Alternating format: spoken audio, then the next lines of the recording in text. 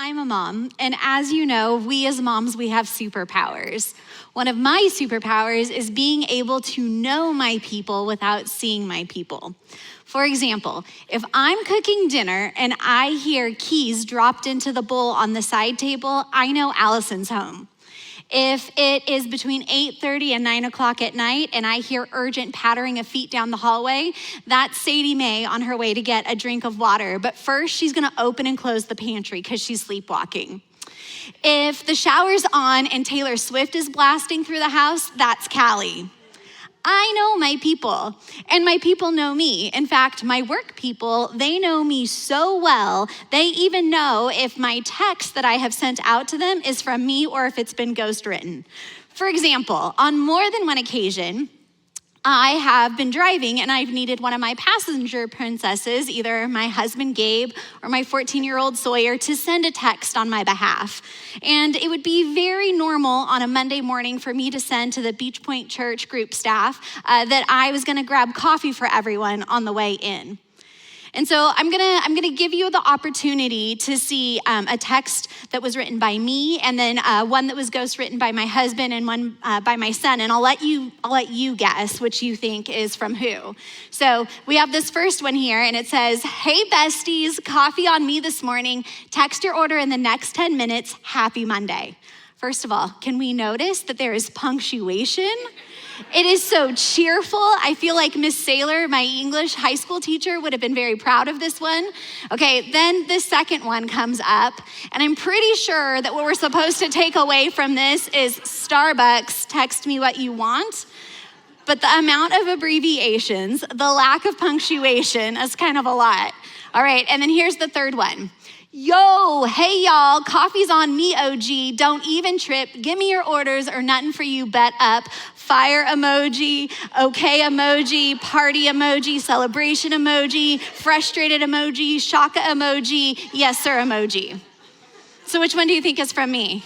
Right? Like clearly the first one. And obviously that last one is from my 14-year-old. My work people know exactly who sent each text with no need to explain. They know my voice, they even know my texting voice because they know me. This morning, we're in our series, Between Two Waves of the Sea. And being between two waves can be a really disorienting place to be. It's a place that makes it hard to hear. It's a place where we might not recognize the voices calling out to us. Between two waves is a spot where you really need to pay attention because you're in a place that can quickly turn into a battle. The waves will tumble you if you're not careful. If you've been to a beach baptism, you've seen some of us get tumbled in. You're in a location that demands that you make a choice. Are you in or are you out? This morning, I want to invite you to open your Bibles to Judges chapter 6, and we're going to go on an adventure together this morning. We're going to put ourselves in the story of Gideon. We're going to see what we see, we're going to feel what we feel, and we're going to discover what God has for us. But before we get there, we need to set the stage, a little context. God had delivered the Israelites up out of slavery in Egypt, and he had given them the land of Canaan. This is also called the land of milk and honey. This is the promised land. This is where the Lord led the Israelites to take the city of Jericho with music and marching. The Israelites had begun to take hold of this promise that God had for them, but they stopped. Before they finished the job that God had given them, they stopped. They didn't fully take hold of God's promise. They wedged themselves between two waves of the sea. No longer slaves in Egypt, but also not experiencing the Lord in the promised land. Instead, the Israelites began to live alongside the Amorites. And this was problematic because the Amorites were pagans who worshiped many gods. And they definitely did not believe in the God who is I am. The Israelites got super comfortable here. They settled in this place between two waves, this place where they were no longer slaves, but also weren't experiencing God's promises for them. They turned away from God and started living like those around them. They forgot who God was and what God had done. They forgot who they were, that they were God's chosen people. So in response, God allowed the Midianites to take them over for 7 years, and it was really bad and really cruel. This wasn't a typical taking over where the oppressors would come in and inhabit the land and conquer it for themselves. Instead, the Midianites showed up every year at harvest time. They stole all the crops, all the livestock. They decimated the land, and then they left, only to come back the following year at harvest and do it all over again. The Israelites were hiding in the caves of the hills, and they were starving to death. This is so wild, you guys. Do you see that they are in the promised land? They are on the promised land, the land of milk and honey. They are inhabiting this place that God has given them called the promised land, but they were not experiencing the promised land. They had decided, instead of experiencing what God had for them, instead of living as God's chosen holy people, they were going to turn their backs on their identity, and they were going to live as people far from God. And if this is where the story ended, it would be horrible. This would be a terrible story. But thankfully, this is not where the story ends, because in his love and his kindness, the Lord tells us that the mess is never meant to be our final destination. The mess is not the final destination that the Lord has for you. By the time we get to the story of Gideon, God had already rescued his people over and over and over again. In his kindness, he rescued them from messes that they themselves got into, and in his love, he rescued them from messes that their enemies had placed them in. Yet again, the Israelites are in a mess, and it's in this place of despair that they call out to God. Judges chapter 6, starting in verse 7. When they cried out to the Lord because of Midian, the Lord sent a prophet to the Israelites. He said, "This is what the Lord, the God of Israel, says. I brought you up out of slavery in Egypt. I rescued you from the Egyptians and from all who oppressed you. I drove out your enemies and gave you their land. I told you, I'm the Lord your God. You must not worship the gods of the Amorites in whose land you now live, but you have not listened to me." Then the angel of the Lord came and sat beneath the great tree at Ophrah, which belonged to Joash of the clan of Abiezer. Gideon, son of Joash, was threshing wheat at the bottom of a winepress to hide the grain from the Midianites. This is where we are. Things were messy for the Israelites. They cry out to God. God sends them a prophet that tells them what they already know. And then we see the angel of the Lord step into the scene. Gideon was a guy who wasn't much of anyone. In fact, on the nobody to somebody end of the scale, Gideon definitely was far more down on the nobody side. He was just a guy trying to survive a terrible situation. This is not the person that we would probably pick for the angel of the Lord to appear to. Gideon is also doing some weird things. He's in a wine press threshing wheat. And he's doing this in a very strange location. Normally, wheat is going to be threshed up on a hill in a place where they can throw it into the air and the wind can blow the chaff away from the nutrient part of the wheat that falls to the ground that then they collect. But Gideon is threshing wheat down below the surface. He's in a wine press threshing wheat in secret, scared that if the Midianites see the chaff or smell the wheat, they'll come back to pillage again. And it's in this setting that God shows up. Look for the Lord to show up in the mess. Showing up in the problem, taking the things that of this world that are broken and doing something entirely unexpected is one of God's specialties. In the midst of a dire situation, God showed up. Verse 12. The angel of the Lord appeared to him and said, "Mighty hero, the Lord is with you." I love this part. I love how the angel speaks to Gideon here because it reminds me very much of how I speak to my kids when they're scared and anxious. My kids have moments just like all of our kids do when they're scared, where they're anxious, where they have a lot of feelings, where what is true does not match the thing that they're feeling. And so I'll say to them, hey buddy, hey sis, you are brave, you are strong, you are kind, Jesus is with you. And at the end of the day, you come home to mama no matter what. The angel of the Lord does it a little better. He says, "Hey, mighty hero, the Lord is with you." The angel told Gideon who Gideon was, not who Gideon felt like he was. The angel spoke true identity into Gideon's life. And it's in this place where Gideon's hiding, a place where he's trying to not be found, that the Lord comes to him. Verse 13, "Sir," Gideon replies, "if the Lord is with us, why has all this happened to us? And where are all the miracles our ancestors told us about? Didn't they say, 'The Lord brought us up out of Egypt'? But now the Lord has abandoned us and has handed us over to the Midianites." Then the Lord turned to him and said, "Go with the strength you have and rescue Israel from the Midianites. I am sending you." I can almost see Gideon looking around the wine press, trying to confirm that the angel is in fact speaking to him. Because if the angel is speaking to him, Gideon has some thoughts on this whole "the Lord is with us" thing. Gideon has not experienced the Lord with him. Verse 15, But Lord, Gideon replied, "How can I rescue Israel? My clan is the weakest in the whole tribe of Manasseh, and I am the least in my entire family." Now Gideon's gonna tell the angel and the Lord all the reasons that they have the wrong person. He is not the guy for the job. In fact, Gideon really has nothing going for him from the world's perspective. His position is that of least in his tribe, least of his family. He's from a weak tribe, from a poor family, and he's hiding in a wine press to thresh some wheat. Verse 16, the Lord said to him, "I will be with you, and you will destroy the Midianites as if you were fighting against one man." God didn't care about Gideon's standing or his background. God knew Gideon's true identity. God told Gideon who he actually is, and God told Gideon who he was. Just because we don't believe that we are who God says we are, and just because we don't believe that God is who God says he is, it doesn't make it less true. Let the Lord define your reality, especially in the mess. No one would have called Gideon mighty warrior as he hid in a wine press threshing wheat, scared and afraid. Not his family, not his tribe, not his nation, not even Gideon himself. But while Gideon and the world around him defined him as scared and anxious, the Lord knew who Gideon actually was. He was the mighty hero. Verse 17, Gideon replied, "If you are truly going to help me, show me a sign to prove that this is really the Lord speaking to me." Gideon was gonna need some proof. He wasn't sure he heard what he had heard. He was doubting that this was the Lord.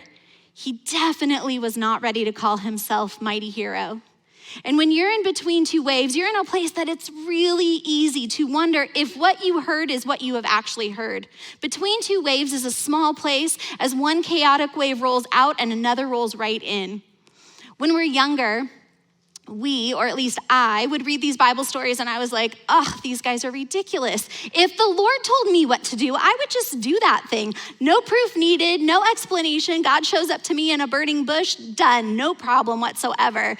And I just remember thinking, like, these guys are ridiculous. Like, just move out of the way, I will handle it. Then we come back to these stories as we're older, right? With a much more tempered outlook. And we put ourselves in the story. We put ourselves in Gideon's place. We see what he's seeing. We feel what he's feeling. And quite honestly, I would have needed some proof as well. Gideon didn't just ask the Lord to prove that it was him once either. He asked multiple times for the Lord to prove that it's him. As we read on in chapter 6, we see that Gideon finally has decided that he's gonna follow the Lord. It's gonna be a little bit timidly, but he's gonna do it. He's gonna walk in obedience. At first, Gideon obeys God in the darkness of night because he's not sure how his community is going to receive him. See, before Gideon can go on and fight the battle for his nation, he has to get his own family in order first. So God has him cut down the altar to the false gods and build an altar to the one true God and worship him there. The battle's coming. By this point in the story, the Midianites have allied themselves with the people of Amalek and the people to the east. And these guys, these oppressors, have crossed over the Jordan River. They are coming for Gideon. Gideon knew that he had heard from the Lord. And on one hand, Gideon was confident, but on the other hand, Gideon was still so scared. And now we get to the most famous part of the story. Can you feel what Gideon's feeling though in this moment? He knows that the Lord's called him. The Lord has told him that he'll defeat the Midianites, the people that have oppressed his nation for 7 years, but there's no plan on how to do that. Gideon's terrified that maybe he's misheard from the Lord. He's terrified that the enemy is getting closer and closer. On the one hand, he's scared. On the other hand, he's excited. If I was Gideon, I'd feel so nervous that I'd want to throw up. Judges chapter 6, verse 36 says this, "Then Gideon said to God, if you are truly going to use me to rescue Israel as you promised, Prove it to me in this way. I will put a wool fleece on the threshing floor tonight. If the fleece is wet with dew in the morning, but the ground is dry, then I will know that you are going to help me rescue Israel as you promised. And that is just what happened. When Gideon got up early the next morning, he squeezed the fleece and wrung out a whole bowl full of water. Then Gideon said to God, please don't be angry with me, but let me make one more request. Let me use the fleece for one more test. This time, let the fleece remain dry while the ground around it is wet with dew. So that night, God did as Gideon asked. The fleece was dry in the morning, but the ground around it was covered in dew. In the summer of 1999, I, along with my best friend Brianna, were in between two waves. We were in between our junior and senior year of high school, and we were at the Christian Life Conference, otherwise known as CLC at Thousand Pines. We had spent a week listening to senior pastors from our churches teach us that God was calling us, that God had created us on purpose and for a purpose, and stepping into that purpose was the greatest adventure we could ever have. I remember sitting in Jensen Chapel, and the pastor said, some of you in this room are going to go into full-time ministry. And that pastor made exact eye contact with me. And I totally felt something. Was it nerves? Was it excitement? Was it terror? I wanted to evaporate into a puff of smoke in that moment. And as I reflected on it, I decided that the weird feeling that I was having was definitely because not God was calling me into full-time ministry, but because I'm just really introverted, and being singled out with eye contact in a group of hundreds of students was just too much for me. That is where that feeling must have been coming from. As the week went on, the feeling that God was indeed calling me into full-time ministry got stronger and stronger and stronger, but I couldn't get a grip on it. What could this even mean? I didn't know of any women in full-time ministry except for pastors' wives or overseas missionaries. And also, to go into full-time ministry, didn't you need to be able to talk to people that you don't know? And I did not want to talk to people I did not know. I didn't even really want to talk to people I did know. I was so shy at certain times. I definitely could not see myself in Elizabeth Elliot or Amy Carmichael type shoes. I was so stuck between two waves. On the one hand, I totally felt like God was calling me. On the other hand, I could not imagine that God was calling me.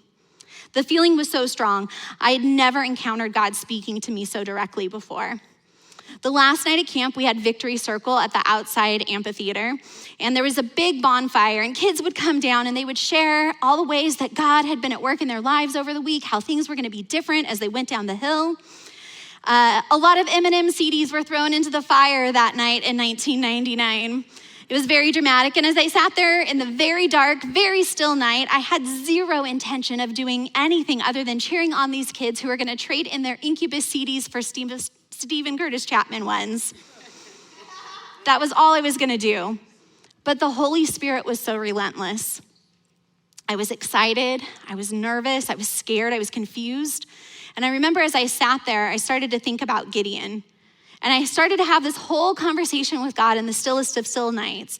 I said, God, I think this is you, but this is wild. It can't be you, right? It doesn't make any sense that this would be you. I cannot go into full-time ministry. I really can't go into full-time ministry. I don't want to talk to people. And also, overseas missionary work, I don't think I am cut out for the jungle. I like my bed, I like air conditioning. And also, I do not like casseroles. And the reason that this is really important was at this time, I thought that to be a pastor's wife meant that I had to be really good at making and really, really enjoy consuming casseroles for all the potlucks that I was gonna have to run as a pastor's wife. And I did not like casseroles either. So I was having this whole conversation with God, and I said, okay, God, here's the deal. How about my teachers say I'm very smart? So how about I get a really high-paying job and I will just tithe a lot? That feels good, right? The Holy Spirit was relentless. And so I said, okay, God, I still just cannot imagine this is you. So God, if this is you, God, I need you on this very still, very quiet night, God, I need you to make the wind blow. And I, like, as it came out of my brain, I was like taken aback that it had come out of my brain. I was so surprised. But before like I even finished the thought, this very still night, a huge gust of wind came up. Like, and not just like a little wind, but wind to the point that leaves were falling from trees.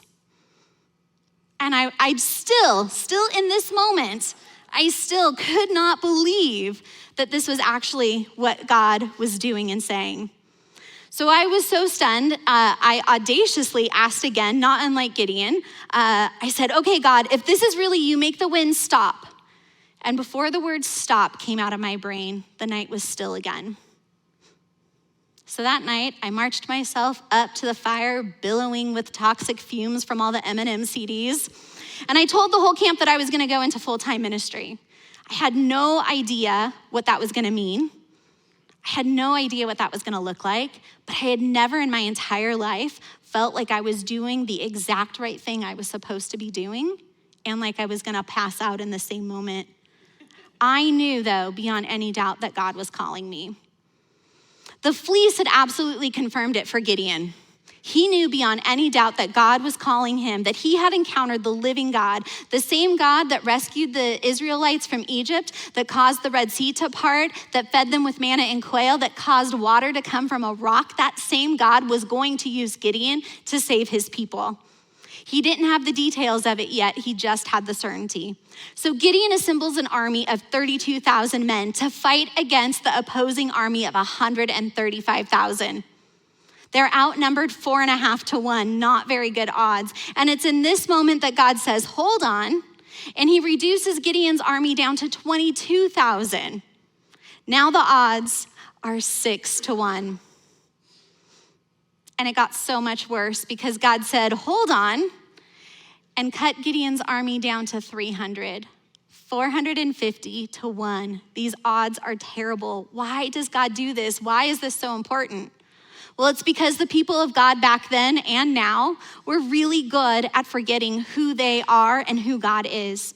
God does this so that when Gideon's army bests the Midianites, there will be no doubt that it's the Lord that secured this victory for them, not them themselves.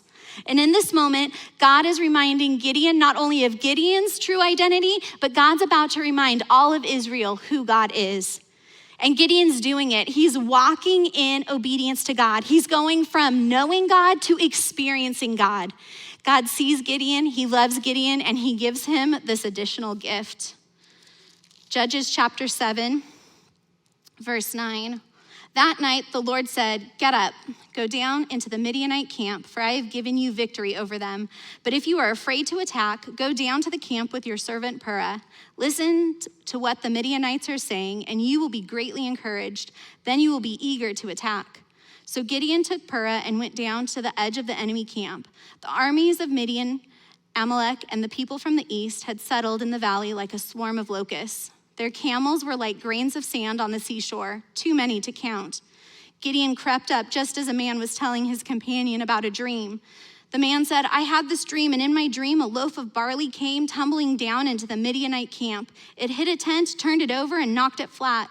His companion answered, your dream can only mean one thing. God has given Gideon, son of Joash, the Israelite, victory over Midian and all its allies.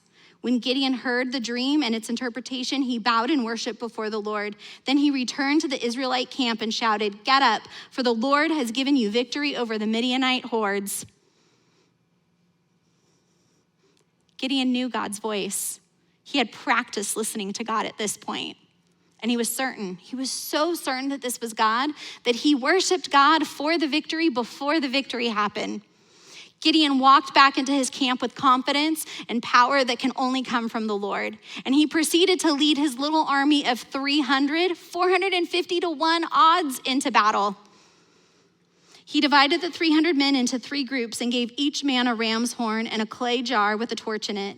Then he said to them, keep your eyes on me. When I come to the edge of the camp, do just as I do. As soon as I and those with me blow the ram's horns, blow your horns too, all around the entire camp, and shout, for the Lord and for Gideon.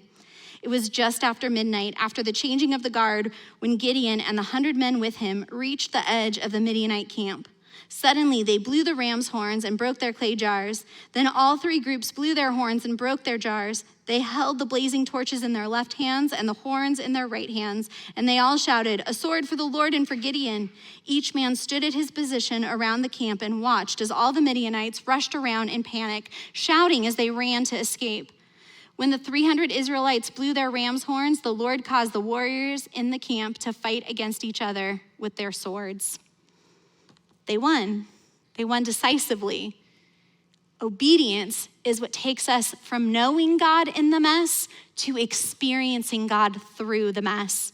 Gideon went from doubting that the Lord was even with them to experiencing the power of God at work in his own life. Obedience is what takes us from knowing to experiencing. The Israelites were standing on the promised land. They were standing on the promised land, but they weren't experiencing the promises that the Lord had for them. They went their own way, and it wasn't until they cried out to God that God used a man named Gideon, a man who learned to walk in obedience to rescue them from their enemies. The mess is not meant to be our final destination. It's not the final destination that the Lord has for you.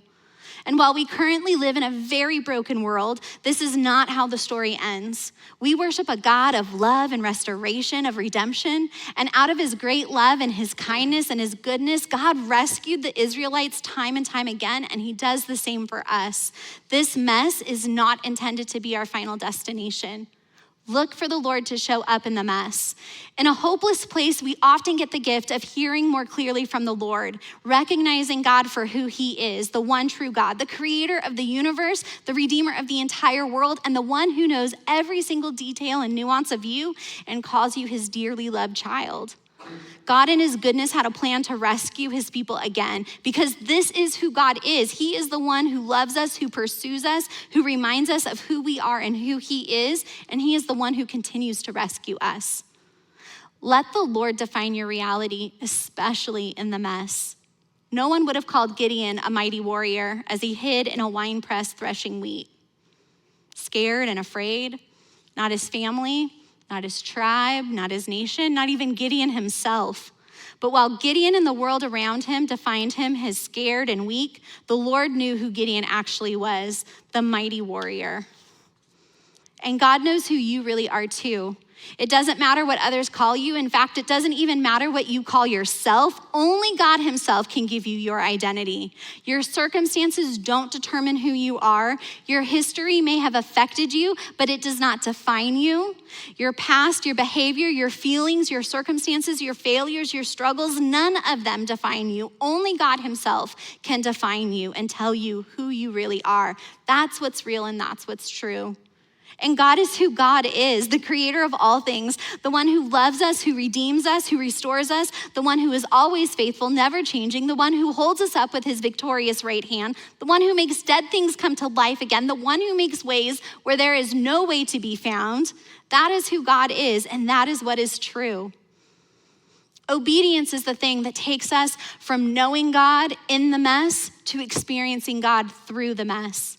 God has promise after promise after promise for us, but we have to cooperate with him. We have to receive those promises. We have to walk in those promises. The Israelites were standing on the promised land and not experiencing the promised land. Where do you know God, but you aren't experiencing God? How is God calling you to walk in obedience to him? To experience God and not just know about him, we're gonna have to take a step as we find ourselves between these two waves. Are we in or are we out? And God's way is not always going to look reasonable or rational to us. Proverbs 3:5-6 tells us, trust in the Lord with all your heart. Don't depend on your own understanding. Seek his will in all you do, and he will show you which path to take. Listen for the Lord. We live in a place between two waves. We live in a broken world with the knowledge that one day this broken world will be restored and things will be as they were always meant to be. The mess is not meant to be our final destination, but in this in-between time, we will face trouble. We're not alone in the trouble. The Lord is with us. The Lord showed up in Gideon's wine press. The Lord showed up for Elijah in a whisper. The Lord showed up for me in the wind. The Lord shows up for us time and time again in his word and community through prayer. Listen for the Lord. Gideon was just doing a mundane thing in a very annoying place. Threshing wheat in a wine press, that's where he first heard the Lord. I know my people's sounds because I know them. My people know my voice because they know me. The more we listen for God, the more we'll recognize his voice. Listening prayer is something that's just what it sounds like. It's prayer where we listen more for God than talk to God. There's so many true stories of God speaking to people in supernatural ways. But far more often, we're gonna hear from God in the still, in the quiet. So listening prayer starts with just intentionally taking time to be quiet. You can do it while you're sitting quietly, folding laundry, going for a walk, sitting at the beach, driving in your car. For me, I take some deep breaths and I remind myself what I'm here for, and I say, "Speak, Lord, I'm listening." I do most of my listening prayer in the car after I drop my kids off at school. And sometimes I'll say something like, "Okay, Jesus, let's go for a drive." And then I listen. What's God stirring up in your heart? What's he bringing to your mind or pointing out? You might get distracted, and that's okay. Acknowledge it.